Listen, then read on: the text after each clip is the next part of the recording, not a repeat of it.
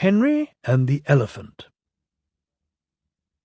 Henry and Gordon were lonely when Thomas left the yard to run his branch line. They missed him very much. They had more work to do. They couldn't wait in the shed till it was time and find their coaches at the platform. They had to fetch them. They didn't like that. Edward sometimes did odd jobs. So did James, but James soon started grumbling too. The Fat Controller kindly gave Henry and Gordon new coats of paint. Henry chose green, but they still grumbled dreadfully. "We get no rest, we get no rest," they complained, as they clanked about the yard.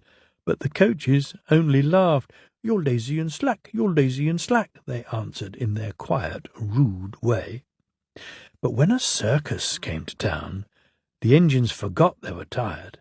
They all wanted to shunt the special trucks and coaches.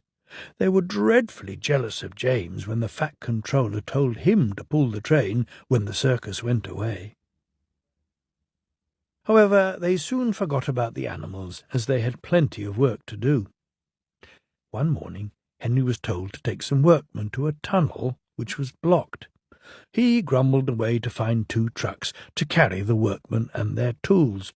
Pushing trucks, he muttered in a sulky sort of way. They stopped outside the tunnel and tried to look through it, but it was quite dark. No daylight shone from the other end. The workmen took their tools and went inside. Suddenly, with a shout, they all ran out, looking frightened. "We went to the block and started to dig, but it grunted and moved," they said. "Rubbish," said the foreman. "It's not rubbish. It's big and alive. We're not going in there again." "Right," said the foreman. "I'll ride in a truck, and Henry shall push it out." "Wheesh," said Henry, unhappily. He hated tunnels. He'd been shut up in one once, but this was worse. Something big and alive was inside. "Beep, beep, beep, beep, beep, beep," he whistled. "I don't want to go in." "Neither do I," said his driver, "but we must clear the line." "Oh dear, puffed Henry as they slowly advanced into the darkness. Bump. Henry's driver shut off steam at once. "Help! Help! We're going back!" wailed Henry, and slowly moving out into the daylight came first Henry, then the trucks, and last of all, pushing hard and rather cross, came a large elephant. "Well, I never did," said the foreman. "It's an elephant from the circus." Henry's driver put on his brakes, and a man ran to telephone for the keeper.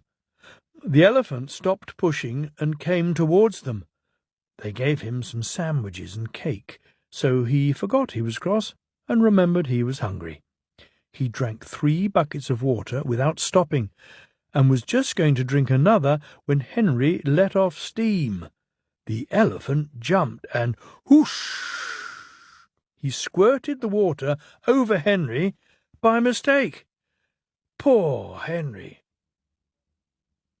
When the keeper came, the workmen rode home happily in the trucks, laughing at their adventure, but Henry was very cross. "An elephant pushed me, an elephant hooshed me," he hissed. He was sulky all day, and his coaches had an uncomfortable time. In the shed, he told Gordon and James about the elephant, and I'm sorry to say that instead of laughing and telling him not to be silly, they looked sad and said, "You poor engine, you have been badly treated."